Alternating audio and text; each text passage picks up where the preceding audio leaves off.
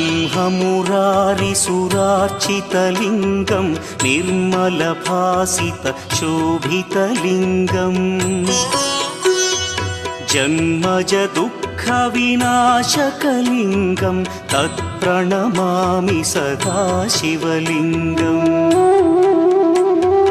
देवमुनिप्रवरार्चितलिङ्गं कामदहन करुणाकरलिङ्गम्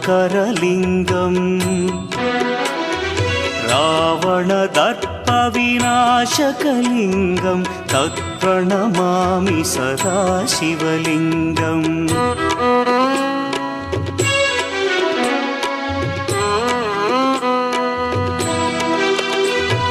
सर्वसुगन्धसुलेपितलिङ्गं बुद्धिविवर्धनकारणलिङ्गं सिद्धसुरासुरवैरिनिधनं